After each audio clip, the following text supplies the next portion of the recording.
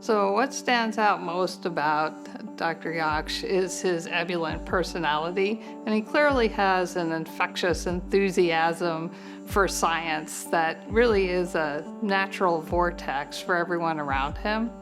Tony has a remarkable combination of being a brilliant scientist and also a very warm and caring person.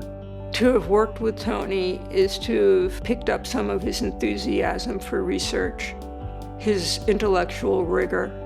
You gain the knowledge or the feeling that we're all helping each other to advance our common goals. And it's not my career, it's our common goals that matter.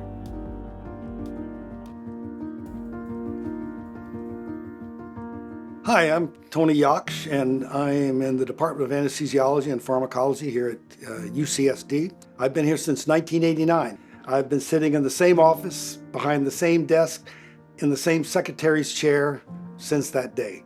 Tony is incredibly prolific. He has 800-something publications. His H-index is 110. I mean, he is just a force of nature. Tony has had a worldwide impact. Tony recruited me. They were setting up a pain center. Center was set up to have basic scientists and clinicians working together so that the science and practice of pain medicine could be advanced in the best possible way. Tony was one of the first ones showing that there were opiate receptors in the spinal cord and you could give drugs spinally to block pain. Tony did his work in animals, but then fairly quickly, people he collaborated with gave these same shots to people and found out it worked. And it was just a life-changing force for these people in horrible chronic pain. That was really the start of where I really got into the pain business, and really it became passion, if you will. People were giving drugs and saying, okay, does this work? But nobody was saying, what are the long-term repercussions? Because nobody had ever given drugs spinally before. And Tony took it upon himself to say, I'm going to do quality control and safety testing of all the drugs people were giving spinally to show.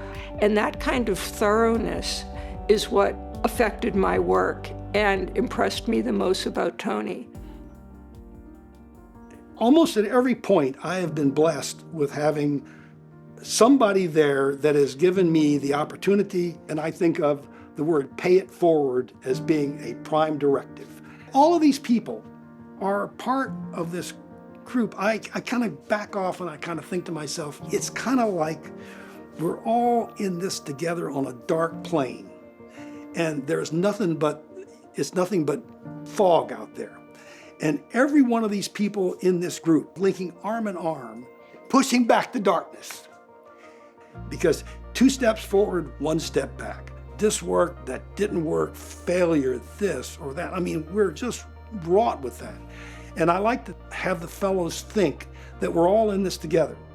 Tony's legacy is really in all of the other scientists that he has touched in terms of training, collaborations, and advancing their thinking. So he has a huge diaspora that he has created of the next generation of leaders and probably the generation after that.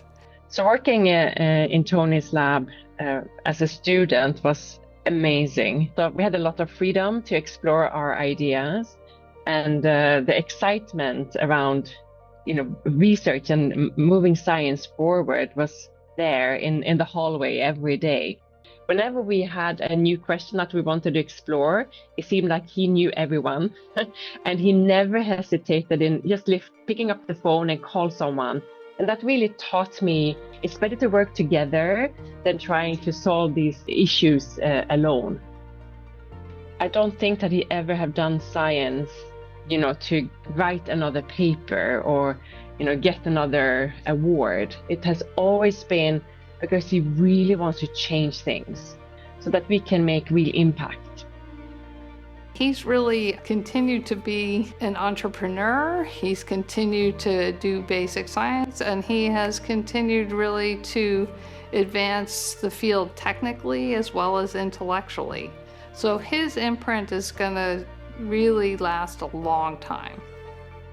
I love that feeling. I just love the feeling of being part of that team of people that are so smart and so dedicated. And in my little way, I'm playing my little part of it.